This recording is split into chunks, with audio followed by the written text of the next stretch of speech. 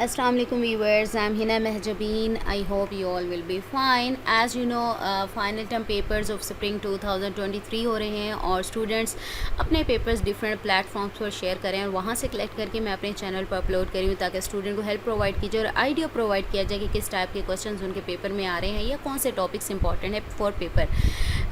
Okay जी, जब भी मैं आपके लेक्चर स्टार्ट करवाती हूँ तो उससे पहले गाइडलाइंस भी बताती हूँ, बट टुडेज़ गाइडलाइन स्टार्ट करने से पहले अगर आप मेरे चैनल पर न्यू हैं देन प्लीज़ मेरे चैनल को सब्सक्राइब कर दें एंड बेल आइकन को क्लिक करना मत भूलिएगा ताकि upcoming lectures, different assignments, quizzes and papers के नोटिफिकेशंस आप तक पहुंच जाएं।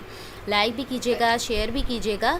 ओके जी, गाइडलाइंस क्या हैं? मैंने आपको मिड टर्म पेपर्स थे उससे पहले भी बताया था कि जब एमसीक्यूज़ की प्रिपरेशन करते हैं तो फर्स्टली आप लोगों ने क्या करना है, लेटेस्ट क्विज़ेस करने हैं। लेटेस्ट क्विज़ेस के बारे में बताया था कि मीन्स अगर आपके 4 क्विज़ेस हैं तो लास्ट 2 क्विज़ेस आई थिंक आपके फ़ाइनल टर्म सिलेबस में से आते हैं। इस बार आई थिंक मोस्टली जो सब्जेक्ट्स हैं उनका final term syllabus lecture number 19 to 45 है, बाकी के 22 to 45 भी होता है। तो अगर आपके 19 से लेकर 45 तक को जितने भी क्विज़ेस हैं, सेकंड क्विज़ हुआ है, इवन फर्स्ट क्विज़ भी अगर इन्हीं में से हो गया तो वही आपका लेटेस्ट क्विज़ कहलाएगा। अब सपोज़ करो 4 क्विज़ेस होते हैं, क्विज़ 1, क्विज़ 2, 3 एंड 4, तो quiz 3 and 4 I think final term syllabus में से ही होता है। वो लेटेस्ट क्विज़ेस करने ना सिर्फ अपने कीजिएगा बल्कि डिफरेंट प्लेटफॉर्म्स यानी यूट्यूब चैनल्स पर अवेलेबल होते हैं, वेबसाइट्स पर अवेलेबल होते हैं, वहाँ से कर लीजिएगा।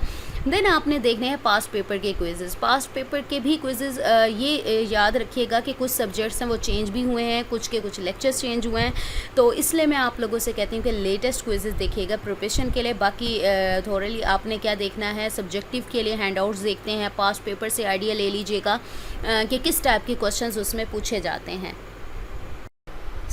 आज मैं आपके साथ शेयर करने वाली हूँ ENG 101 के कुछ पेपर्स। ये सेट नंबर 1 है, सेट नंबर 2 में बाकी जो पेपर्स होंगे स्टूडेंट शेयर करेंगे वो शेयर करूँगी। Now let's see. शॉर्ट में वर्ब अंडरलाइन करने थे, सेंटेंस को करेक्ट करना था और प्रपोजिशन के क्वेश्चन थे, लॉन्ग में ट्रू फॉल्स थे। अच्छा जी, मैं आपको बता दूं जो इंग्लिश के जो पेपर्स होते हैं उसमें मोस्टली ऐसा होता है कि आपको कॉन्सेप्ट्स क्लियर करने होते हैं, जैसे वर्ब क्या है, नाउन क्या है, सेंटेंस कैसे कंप्लीट करते हैं, प्रोवर्ब्स क्या हैं, प्रपोजिशंस क्या हैं, तो फिल इन द ब्लैंक्स आ रही होती हैं, वहाँ पर ट्रू फॉल्स आते हैं, वर्ब्स चूज़ करनी होती हैं, करेक्ट ऑप्शन लगाना होता है। तो इस तरह से अपने कॉन्सेप्ट क्लियर कीजिएगा, यानी ये छोटी छोटी चीज़ें हैं, आराम से मार्क्स मिल जाते हैं, इसको कर लीजिएगा।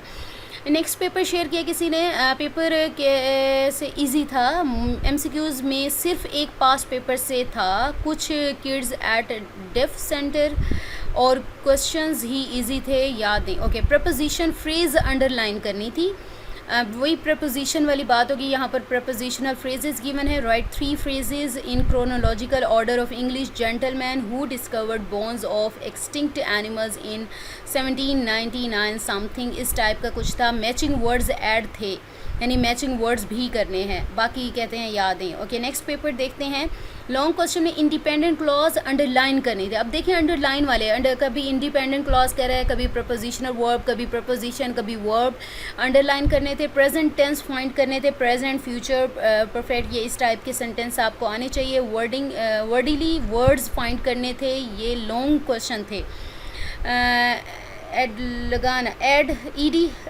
ईडी लगाना था शॉर्ट क्वेश्चन में। एंड यूथ के बारे में 150 वर्ड्स लिखने थे, यानी आपको एक पैराग्राफ टाइप भी लिखना आ सकता है या कोई टॉपिक दे सकते हैं, उस पर आपने कुछ वर्ड्स राइट करने हो, लिमिट दे दे, टॉपिक सेंटेंस फाइंड करने थे। तो ये पेपर से कुछ जो स्टूडेंट ने शेयर किए, ये सेट नंबर 1 है। जैसे जैसे स्टूडेंट शेयर करते जाएंगे मैं आप लोगों के साथ शेयर करूँगी और मैंने आपको बाकी गाइडलाइंस प्रोवाइड कर दी हैं, इवन साथ भी बता दिए क्या क्या अच्छे तरीके से कीजिएगा। मुझे अपनी दुआ में याद रखिएगा, अपना ख्याल रखिएगा, टेक केयर, अल्लाह हाफिज़।